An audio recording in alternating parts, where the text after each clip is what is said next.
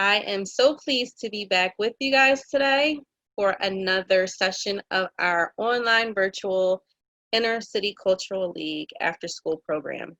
So we've been talking a lot about getting ready for your future and how to prepare and how to plan. So it might sound a little boring right now, but these are things that are going to help you if you keep these things in mind. These will help you throughout school to make things a lot easier so that you're not rushing around at the last moment trying to get things done.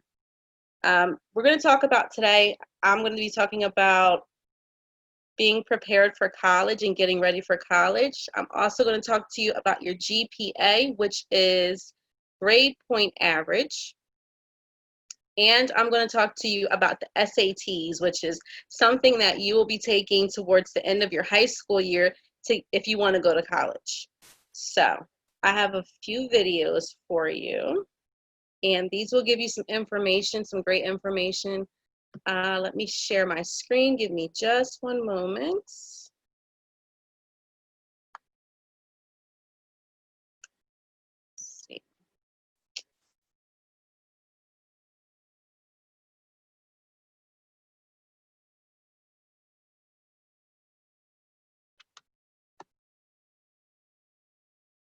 All right.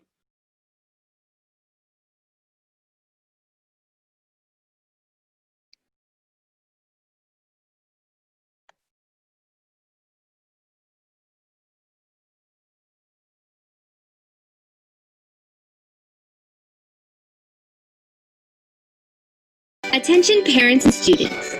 Do you think that it's too early to start preparing for college? Absolutely not.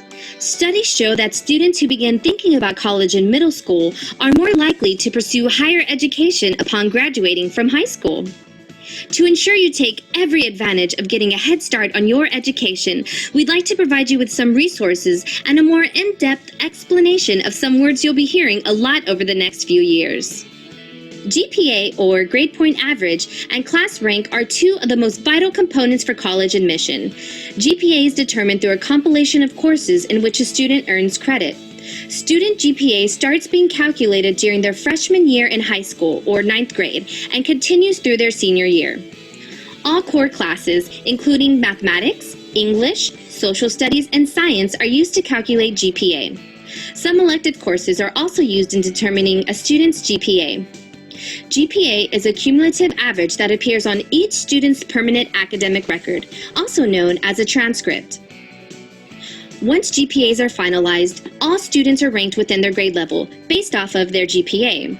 How students rank within their grade will determine whether they will be placed in the top 10% of their class. With this, it's important to maintain good grades throughout your high school career, not just during senior year. Now, we're going to break down the PSAT, SAT, and ACT. The PSAT is a preliminary SAT that is used to help students prepare for the SAT and determine qualification for some of the nation's most prestigious awards. According to the College Board, PSAT scores are used as an initial screening for entrance to the National Merit Scholarship Program and National Hispanic Merit Scholarship Program, which recognize outstanding academic achievement by U.S. high school students. The PSAT can be taken beginning in the 8th grade, establishing a standard against which to gauge and check on student progress, as well as pinpoint areas for intervention. Many students take the SAT in the spring of their 11th grade year and again in the fall of their 12th grade year. The SAT is more of an aptitude test, testing reasoning and verbal abilities, and consists of critical reading, mathematics, and a writing test. ACT is an achievement test, measuring what a student has learned in school. It includes up to 5 components: English, mathematics, reading, science, and an optional writing test. Dual enrollment is a tuition-waived program that allows high school students to take college courses and earn both college and high school credits. Students are now eligible to access dual credit courses as early as 9th grade. Courses are offered on the TSTC campus and on-site at participating high schools. As you can imagine, the dual enrollment program can save high school students and their parents a considerable amount of money in comparison to earning the same college credit as a traditional college student. Financial aid helps students and their families pay for college. This financial assistance covers educational expenses, including tuition and fees, room and board, books and supplies, as well as transportation. There are several types of financial aid, including grants, scholarships, work study, and loans. Financial aid awards may include a combination of the various types of aid. More than $238 billion in financial aid is available to help pay for college. Filing your federal financial aid application, known as the FAFSA, is the first step in applying for more than 90% of the available funds. Lastly, 2- and 4-year college opportunities are available for all types of degrees. As you can see, whichever degree plan you may choose can unlock doors of opportunity. Both 2- and 4-year degrees offer advantages to students throughout their lifetime, and by going to college, students get better jobs, earn more money, and have a better start in life. It's never too early to start planning and preparing for your future. Preparing for college doesn't start once you graduate high school. It starts now. Together with Harlingen CISD, we can transform learning for global achievement. Remember, college and career readiness. Be informed, be prepared, and be ready. Alrighty, so that was just a little bit of information on college readiness. So something that they touched on in this video was your GPA, or your grade point average. If you're anything like me, you don't like to study. I'm not great with studying. I don't like it. I try to do it as little as possible, but sometimes you definitely have to study. And in order to bring up your GPA, then you're going to have to study. If you want to get into a good college, they are going to look at your GPA throughout the years. And they're going back all the way to 9th grade. So your very first year of high school, a lot of times people don't really kick it into gear until they're in 11th or 12th grade. They're starting to look at your grades in 9th grade. Some colleges go back even further than that. So you want to make sure that you keep your grades up. And there are some different things that you can do to make sure that your grades are kept up, so that you get into a lifestyle habit of putting time aside so that you can study. Because as grueling as studying is, it has to be done. And the more that you are able to do that as you're younger, you're building good habits for you when you become older. That way it'll be super easy by the time you get into high school and college to study and keep your grade point average up. Once you're in high school and they look at your grade point average, now let's just say you get accepted to a college and they see your SAT scores. We'll talk about that a little bit too. They see your SAT scores and they see your grade point average and they're like, wow, this student has some really good grades. A lot of times they're going to give you money. They're going to say, come to our college, we'll give you some free money. That means that you don't have to pay as much money for your tuition. You can get free books sometimes. You can get free room and board. You can get free food. They'll give you a job as you're in school. So all of these things play a part in saving money for yourself so that you can go ahead and spend your money on things that you really want to spend your money on, not books, because college books are very, very expensive. So let's talk about some life hacks for keeping your GPA up. I found these to be very interesting. I'm actually going to use some of these for myself, even though I don't have too much studying to do now, but it will not hurt.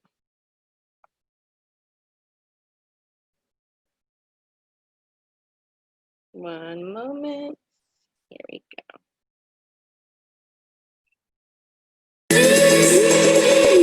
I was walking with the ghost.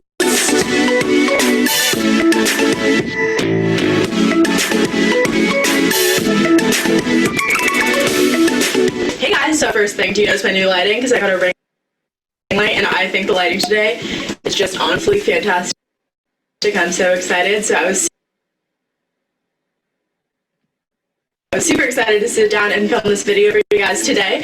So the other day on Twitter, I put up a poll and I asked you guys what you wanted me to film next, and the results are in. And according to the Twitter You guys want to see GPA increasing life hacks, so don't worry, I got you guys. So without further ado, let's get into the hacks. Okay, so my first hack is a pretty easy hack that I'm sure everyone knows, but you got to make sure to make a plan, and you got to plan it out and go through with it. So basically, you can either plan out a week, a month, whatever you can. I think just planning out in general is just so important to increasing your GPA, because once you have stuff planned, you're way more prepared for like exams, quizzes, tests. You know exactly when those are, and you know when to prepare in advance. So I think writing in a planner, I personally use my passion planner, I love it.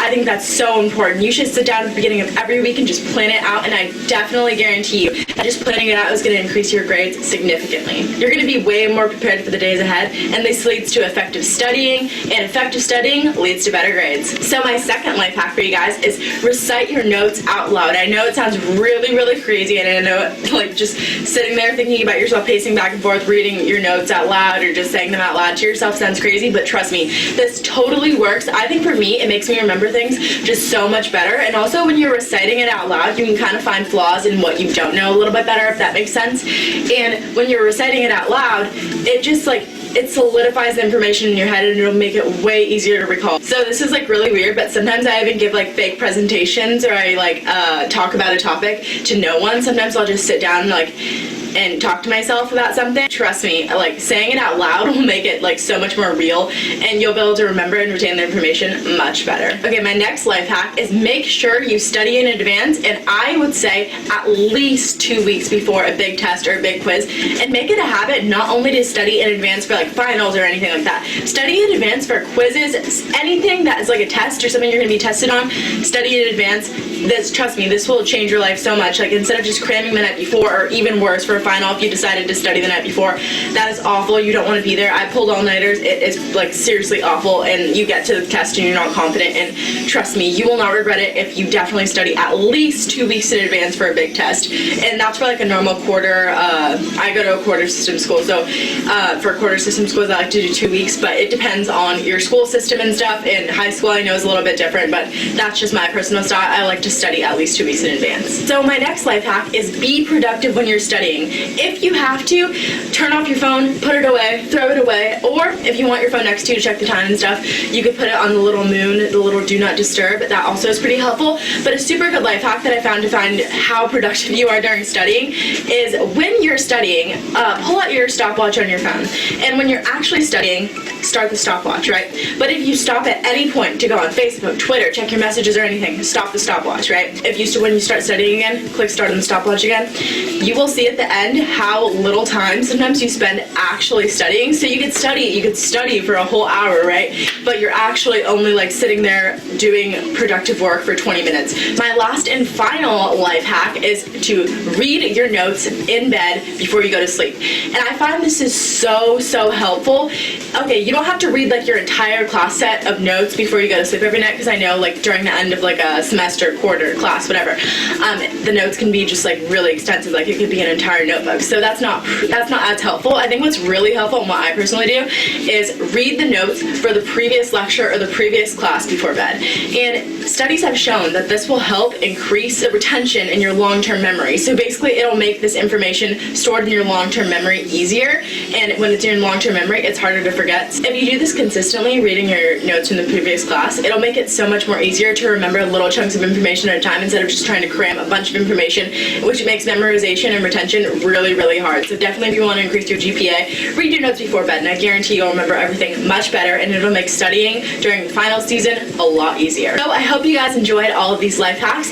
Hopefully you guys can try them out and tell me if it increases your GPA this quarter, semester, school year. Let me know, because I really just want to help you guys out. And if you guys... All right, so she had some good tips. I love that she said to plan your week in advance. That helps with time management. So if you're having a little bit of trouble managing your time, if you're like, there's not enough hours in the day, there are most times. You just have to manage your time a little bit better. She was saying that once you're studying, if you set a timer on your phone, once you begin studying, every time you stop studying, whether it's to get up to use the bathroom, whether you get up and get a snack, whether you're just staring out the window for a few minutes, whether you pick up your phone and start using it, stop the timer. So then at the end of your study session, you'll see, like she said, you may have been studying like, oh my gosh, I've been studying for a whole hour. No, you've been studying for about 15 minutes. You were doing a whole bunch of other stuff for the other 45 minutes, which is fine. That's what we all do, because you need breaks. You need to give your mind time to rest, but make sure that you are aware of how much time you're spending not studying. It kind of goes hand in hand with putting your phone away. That was something that she also said with studying. Your phones, electronic devices are a huge distraction. I hear some students saying that they can't study unless a television is playing or unless they have some type of background music going on. There are certain frequencies of music that help your creativity and help your focus. I don't know of any of those frequencies of music that are on the radio today. So if you want to go on YouTube and look up frequencies for focusing, they do have those, and you put that on. It's called a binaural beat, and then you put that on, and it's got these beats and frequencies that help to keep your mind focused as you're reading and as you're studying. So that really does help. As far as like listening to the radio station or having the television on while you're studying, that has proven to not help you because you're distracted. Part of your mind is trying to look at and focus on what you're doing. Part of your mind is like, oh yeah, what's going on television right now? Even if you're not looking at it, part of your brain is still listening to it. So make sure that you don't have a lot of distractions when you're trying to study. When you read things out loud, it really does help you to absorb the information better. So if you write something down, writing things down helps to absorb the information better. And then after you write it down a little while later, pick it back up and read it. And they do say that if you go to sleep right after you study, it helps your brain to hold on to that information. So it's not a bad idea to go to sleep studying, because first of all, it probably will bore you to sleep sometimes. And then it'll give you a good night's rest, which you also need to make sure that you're studying great, because you need to make sure that not only are you sleeping well, but you're eating well when you're studying, because it's like brain food for you. Your brain needs food. Your brain does not need hot Cheetos and orange sodas, okay? Your brain needs good food so that it can help you to retain all of this information. Your brain needs sleep. You can't focus if you're not sleeping well. So yes, you can read your notes. As you're reading your notes, you're absorbing that information, and it's helping to put you to sleep. So that's not a bad idea. Make sure that you start studying a couple weeks ahead of time so that you're not rush at the very last minute trying to get all this information in, because I can tell you from my own experience, it can make you pull out your hair. So try to get that studying done ahead of time. And then we have just one more video. This video does have some ads on it, as far as like, this is for a company that's trying to get you to purchase things. So just take whatever you can from this video. I really did think that they had some great information on here.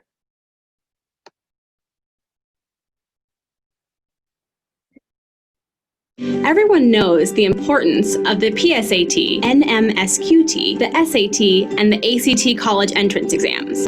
How well your student scores on these exams, especially the PSAT test, has a big impact on the amount of college scholarships and perks your student can earn. Scoring well on these tests isn't easy. As a result, many high school students with stellar grades wind up disappointed with their scores and don't qualify for valuable college scholarships. Most families don't realize that these tests are not designed to test a student's subject knowledge. Instead, these exams test the student's reasoning skills. Also, many are not aware that the questions on all three college entrance exams are very similar, that the PSAT can be taken in the 9th and 10th grades for practice, and that this test only counts when taken in the junior year of high school. This is where HSLDA Online Academy's 8-week SAT Prep Genius course can really make a big difference. SAT Prep Genius offers an effective, confidence-building test prep course where students learn important logic and reasoning skills to help guide them to the correct answer. With only 30 seconds allotted per question on the test, students who don't have a sound strategy planned and practiced will leave points on the table and potentially thousands of scholarship dollars out of reach. To illustrate, let's take a look at two sections of the College Board tests to see how the logic and reasoning skills taught in the SAT Prep Genius course work. In the math section, a student might encounter a problem like this one, where a square is inscribed in a circle with diameter s. The question is, what is the sum of the areas of the shaded regions in terms of s? There are four possible answers given. First, it is important to keep in mind that the College Board creates wrong answers that are based on the original correct answer. In other words, they take the correct answer and change numbers. In this problem, note that all the answers have an s squared, and they all have a minus sign. Also notice that 3 answers have the number 1/2, and 2 have pi divided by 4. The fact that these elements appear in multiple answers is a clue that they are likely part of the correct answer. Only one answer contains all the repeated elements, answer C. This is the correct answer. Now, let's look at a problem from the English section of the tests. Here it is important to know that the English section doesn't test how well you can write, but how to use reasoning to distinguish the correct answer from the wrong ones. For example, let's read line 48 of the given passage and look at the question that is then asked. The test question states, the narrator refers to all those fears in line 48 primarily in order to show that he was A, celebrating his upbringing, B, instilling a truth about deep thoughts, C, recreating a joyous memory from school, D, shedding the trepidation that preoccupied him. Most students will read through all 4 answers several times, be confused, and waste precious time. But by knowing the correct strategy, the answer can be found in less than 30 seconds. Here's the key. Look at the first word of each answer and circle it. Celebrating, instilling, and recreating do not come close to the meaning or fit the context of all those fears. Thus, we have eliminated 3 of the 4 answers right away, leaving answer D as the only answer that fits the context. Both of these examples illustrate logic and reasoning strategies that are so important to succeeding on the PSAT, NMSQT, SAT, and ACT, and it is why the Academy is offering our 8-week SAT Prep Genius course. The best strategy is to have your student take this course in their 9th or 10th grade year, and then to have them take the PSAT in one or both of these years as a warm-up to their junior year in high school when the PSAT counts. They will be able to use these same logic and reasoning strategies when they take the SAT and/or ACT tests in their senior year. With practice and the guidance of SAT Prep Genius, your student will be equipped with the tools to score big and earn college offers and significant scholarship money. Follow the link below to sign up or learn more. All right. So, again, that is just a little bit more information on the SATs, the ACTs, the PSATs, and they do have SAT prep classes. If they're not in your school, then you can talk to your counselor, your school counselor about that and see where to get these free SAT classes from. So that they'll give you little tricks and tips like this as well. And then they'll also help to kind of help you brush up on your reading comprehension and your vocabulary, because vocabulary is a huge part of the SATs. You also have to write your name on your SATs. You get points just for writing your name. So they're giving you a little bit of leeway there. Like, you have to make sure that you follow all the instructions, you read carefully, and don't spend too much time on any one question, because the SATs are timed. So, and again, you can get scholarships if you score really, really high. You can get grants, which is free money. So we'll look into that a little bit more deeply during our college readiness lessons, and I'll talk to you more about different grants and scholarships. You can get a grant for being a male or a female. You can get a grant for living in Dover. There's so many different grants out there. You just have to know where to look and how to apply for them. So that's a whole different lesson. As for right now, I hope you guys got something out of this lesson. I hope that you enjoyed it as much as possible, and we will see you next time.